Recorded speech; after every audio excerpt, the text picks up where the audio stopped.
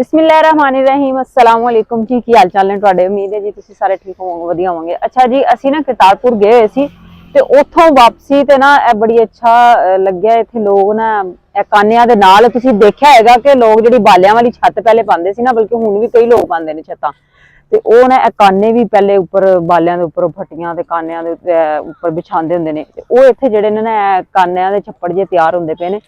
छप्पड़ जा छप्पड़ कई लोग छप्पड़ ही बोलदे ने। ਉਹ ਛੱਪੜ ਨਹੀਂ ਕਹਿੰਦੇ ਹੋਰ छप्पड़ मतलब ना ठंड वगैरह भी रोकने में बड़ा काम आते हैं लोग। सिस्टम है ठीक है।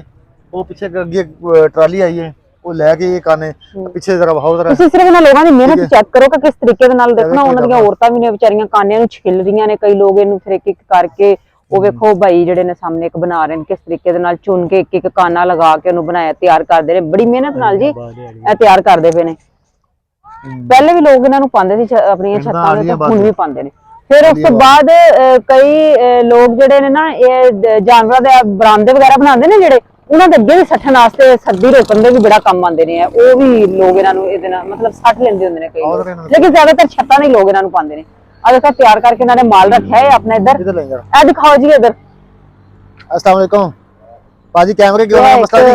चाचा जी नहीं सुनाओ जी, की हाल चाल है? कुछ नहीं, गलबात कर ठीक जी भाजी, बहुत ਵਧੀਆ सुनाओ। शुक्र अल्हम्दुलिल्लाह।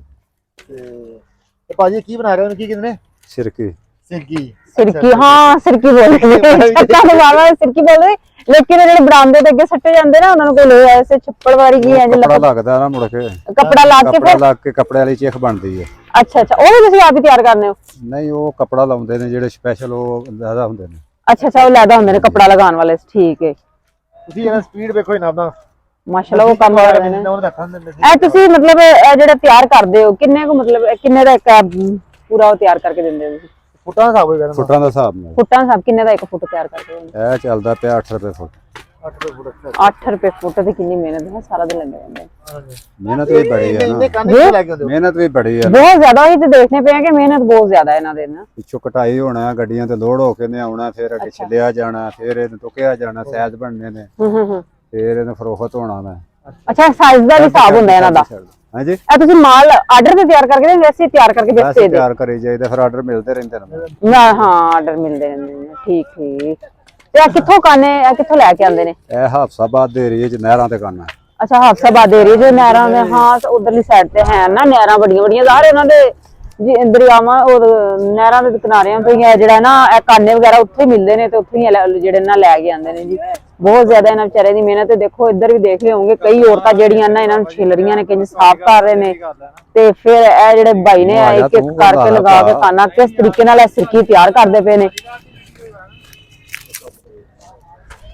ਉਹ ਛੋਟੇ ਸਾਈਜ਼ 'ਚ ਤਿਆਰ ਕਰ ਰਿਹਾ ਬੱਚਾ ਨਾ, ਦੇਖਣਾ। ਹਾਂਜੀ। ਉਹ ਇਹਨਾਂ ਕੱਟ ਪੀਸ ਕੇ ਉਹਨੂੰ ਕੱਪੜਾ ਲੱਗਦਾ, ਉਹਨੂੰ ਕੱਪੜਾ ਲੱਗਦਾ। ਤੇ ਉਹ ਕਿੱਥੇ ਦਰਵਾਜ਼ਿਆਂ ਦੇ ਕੋਈ ਲੋਕ ਲਗਾਉਂਦੇ ਨੇ ਜੀ ਨਾ, ਬਰਾਮਦੇ ਦਰਵਾਜ਼ਿਆਂ ਆ ਕੇ ਜਾਇਜ਼ ਕਰਨੇ ਉਹ ਛੋਟਾ ਲਗਾ ਕੇ। ਹਾਂਜੀ।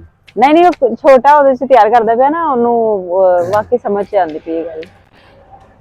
ਅੱਛਾ, ਇਹ ਬਣਾਉਣ ਵਾਲੇ ਲੈਦਾ ਤੇ ਉਹਨਾਂ ਨੂੰ ਉੱਪਰੋਂ ਸਾਫ਼ ਕਰਨ ਵਾਸਤੇ ਲੈਦਾ। ਤੇ ਜਿਹੜੇ ਸਾਫ਼ ਕਰਦੇ ਨੇ ਕਿੰਨਾ ਵੀ ਇਹਨਾਂ ਨੂੰ ਕੀ ਮਿਲਦਾ ਇਹਨਾਂ ਦਾ ਪੈਸਾ? 120 ਰੁਪਏ। ਕਿੰਨੇ ਮਤਲਬ ਨਹੀਂ ਪੈਂਦੇ ਆ ਬੰਡਲ ਪਜਾ 400 ਕਾਨਾ ਮੈਂ 50 ਕਾਨਿਆਂ ਦੇ 400 ਕਾਨੇ ਤੇ 400 ਕਾਨਿਆਂ ਦੇ ਕਿੰਨੇ ਮਿਲਦੇ ਨੇ? 120 ਰੁਪਏ। ਵਿਚਾਰੇ ਕਿੰਨਾ ਸਾਰਾ ਦਿਨ ਮਿਹਨਤ ਕਰਦੇ ਨੇ। ਉਹ ਬਾਬੇ ਵੀ ਲੱਗੇ ਉਹ ਅੱਛਾ, ਇਹ ਜਿਹੜੇ ਇਸ ਤਰ੍ਹਾਂ ਜੋੜੇ ਨੇ ਉੱਪਰ ਸਿੱਧੇ ਖੜੇ ਕਰਕੇ ਸੁਕਾਉਣ ਵਾਸਤੇ ਜੋੜੇ ਨੇ? ਇਹ ਥੱਲੇ ਪਏ ਖਰਾਬ ਹੋ ਜਾਂਦੇ ਨੇ, ਉੱਤੇ ਥੱਲੇ ਖਰਾਬ ਨਹੀਂ ਹੁੰਦੇ। ਇਸ ਤਰ੍ਹਾਂ ਖਰਾਬ ਨਹੀਂ ਹੁੰਦੇ? ਹਾਂਜੀ। ਠੀਕ। ਹਾਂ, ਵੈਸੇ ਬਾਰਿਸ਼ ਵਗੈਰਾ ਆਏ ਜਾਂ ਕਿਸ ਤਰ੍ਹਾਂ ਤੇ ਜਮਾ ਹੋਏ, ਬਾਰਿਸ਼ ਵੀ ਹੋ ਸਕਦੀ ਹੈ ਥੱਲੇ ਜ਼ਮੀਨ ਤੇ ਪਏ, ਫਿਰ ਖਰਾਬ ਹੋ ਜਾਂਦੇ ਨੇ। ਅੱਛਾ ਅੱਛਾ, ਬਹੁਤ ਸ਼ੁਕਰੀਆ। ਅਸੀਂ ਮੌਜੂਦ ਸੀ ਅਲੀਆਬਾਦ 'ਚ। ਸਿਰਕੀ ਦੀ ਜਿਹੜੀ ਆਲਮੀ ਮੰਡੀ ਹੈ ਜੀ, ਸਾਰੀ ਜਗ੍ਹਾ ਤੇ ਸਿਰਕੀ ਹੋ ਕੇ ਤਿਆਰ ਹੋ ਕੇ ਜਾਂਦੀ ਹੈ। ਇਹਨਾਂ ਦਾ ਕਹਿਣਾ ਹੈ ਕਿ ਬਾਹਰ ਦੇ ਮੁਲਕਾਂ ਤੱਕ ਵੀ ਸਾਡੇ ਕੋਲ ਆਰਡਰ ਆਉਂਦੇ ਨੇ ਤੇ ਤਿਆਰ ਹੋ ਕੇ ਉੱਥੇ ਵੀ ਜਿਹੜੀ ਨਾ ਸਿਰਕੀ ਜਾਂਦੀ ਹੈ। ਤੇ ਤੁਸੀਂ ਲੋਕਾਂ ਨੂੰ ਦੇਖ ਰਹੇ ਹੋਗੇ ਕਿ ਕਿਸ ਤਰ੍ਹਾਂ ਵਿਚਾਰੇ ਮਿਹਨਤ ਕਰਦੇ ਪਏ ਨੇ ਤੇ ਇਹ ਕੰਮ ਸਾਰੇ ਜਿਹੜੀਆਂ ਨੀ ਮਿਹਨਤ ਦੇ ਨਾਲ ਤਿਆਰ ਕਰਕੇ ਸਾਡੇ ਲੋਕਾਂ ਤੱਕ ਪਹੁੰਚਾਉਂਦੇ ਨੇ ਜੀ।